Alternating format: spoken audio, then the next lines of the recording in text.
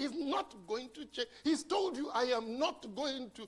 So when you're doing it's like, remember that young man who prepared for his exam, for his religious knowledge exam. And when he got there, he had prepared about Paul. And then when he got there, they asked him about Jesus. So he said, who am I to write about Jesus Christ, the Savior, the great God? He says, I would rather write about his humble servant, Paul.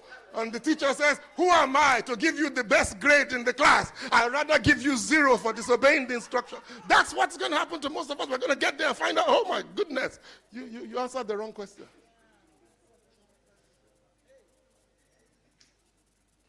What are you going to do about that?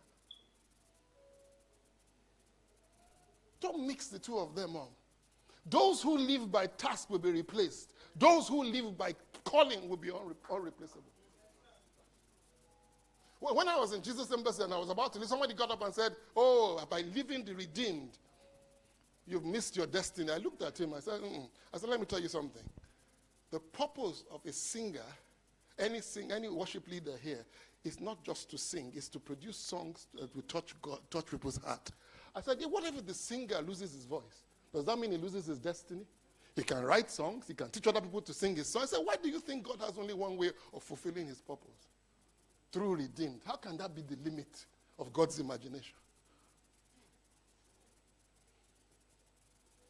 So you see how we narrow our lives. Somebody say, I'm supposed to marry. By the way, this concept that there's only one woman for you to marry is so wrong, because the person who marries one person off has scattered the whole equation. So let's say I was supposed to marry her, I didn't marry her, and I married her. Because I've taken her out of the equation, everything is gone up. So, no, you have a type of person you're supposed to marry. Some of you are relieved.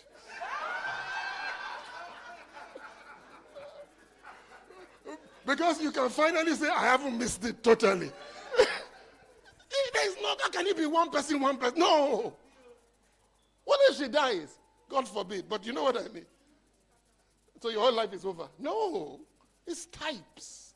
Am I making sense?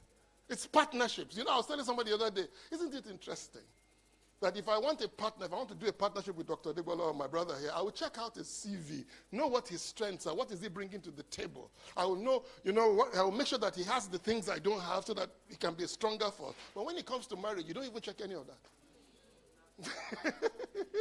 You don't check to see, wait a minute, is this person a good fit? After all, marriage is a partnership. Am I making sense? Sorry, I've gone off, so some of you won't get married at this rate.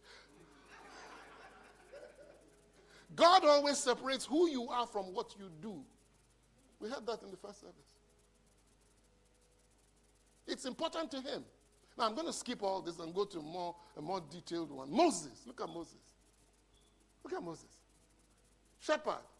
Looking after, tending sheep. But God says, wait a minute, no, you are the deliverer.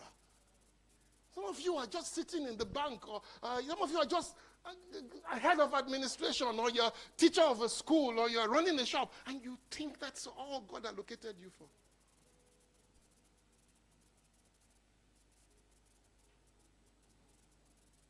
Moses was tending sheep, but God revealed his true calling through. What about Esther? What about David? This guy was playing a harp. When they wanted to select people, his father didn't consider him one of the candidates. He must have been a child not out of wedlock, but you know what I mean. He must have been one of these, one of these children that they didn't even reckon with him.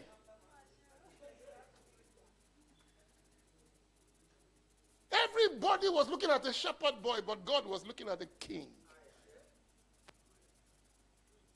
Do you get where I'm going with all this? Do you see why what he said is so powerful? Of course, if a bishop has said it, you'll be taken more seriously, but this is one of the richest men in the world. Let me listen to him. Am I making sense? He has to know something I don't know, because I'm not as rich as he is. And I'm not saying rich. You know what he said? He said at one of the interviews, he said, do you know I don't have to work anymore?